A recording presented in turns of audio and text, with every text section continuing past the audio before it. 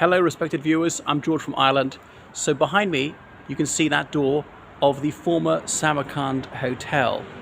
So the Samarkand Hotel was founded in 1959 in what was previously a private house here in the Notting Hill area of London, and it closed sometime in the 70s. So it's infamous for being the place where Jimi Hendrix died.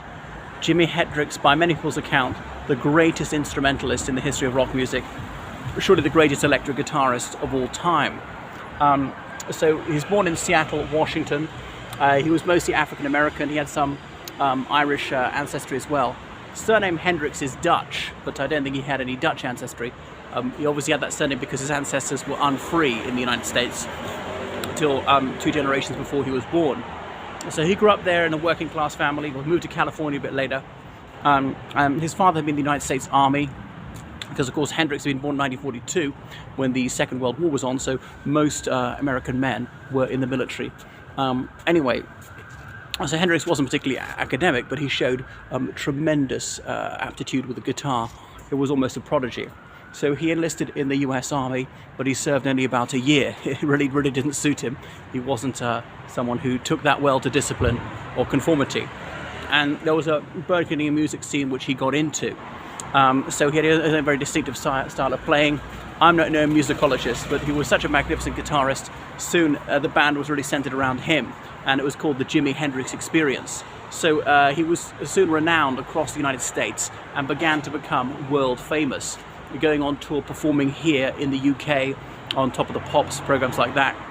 Traveled to Germany, Denmark, France, other countries, performing live, composing his old songs like Hey Joe, All Along the Watchtower, Foxy Lady, and things like that.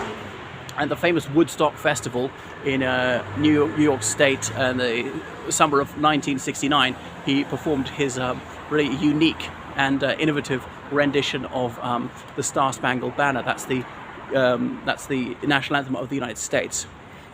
So he was here in London, where he was really adulated. It was the height of swinging London, when it was shaking off its staid post-war gloominess, and really the counterculture and the sexual revolution had come to London. Not that everybody was into that. There was obviously a backlash from the silent majority, the moral majority, like neo-Victorian Puritans. But anyway, he was lionized by a certain segment of London society. There was a lot of racial prejudice at the time, so his colour was sometimes used against him. But anyway, nevertheless, he attracted a zealously loyal following. And he had a girlfriend named Monica Dannemann, who was a German here resident in London at that time, just slightly younger than him.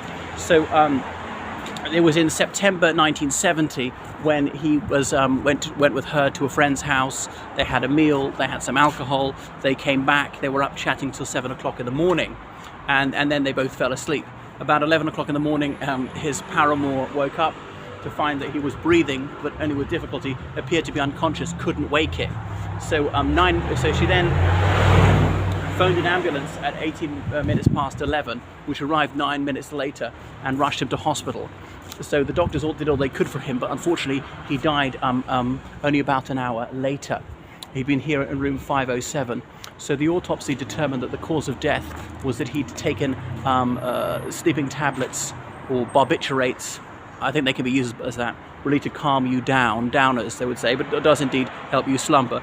He'd taken 18 times the maximum dose, so it would seem almost deliberate. Now he had been using drugs for quite some time, but these were legal drugs. I'm not sure if he needed a prescription for them or not, but that's not what actually killed him. Illegal drugs did not kill him. So that was it. He was flown back to the United States for a huge funeral.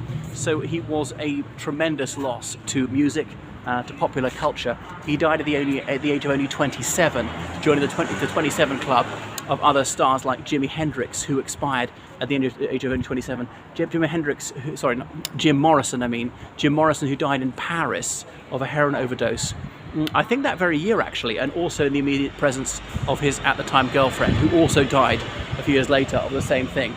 So that's Jimi Hendrix, died in room 507. It's not open to the public, it's a private house now.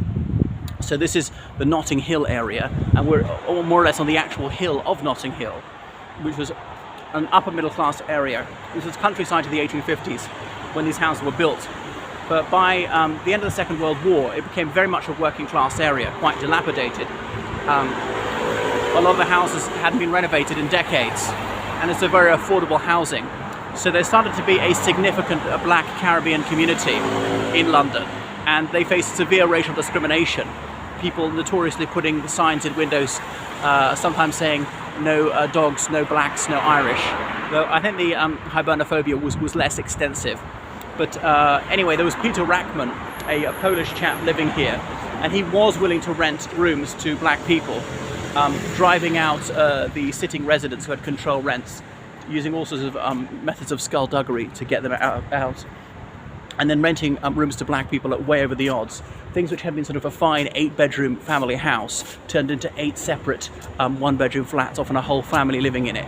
And so black people forced to pay far above market rates, because it was either that or sleep on the street. They were desperate. There really was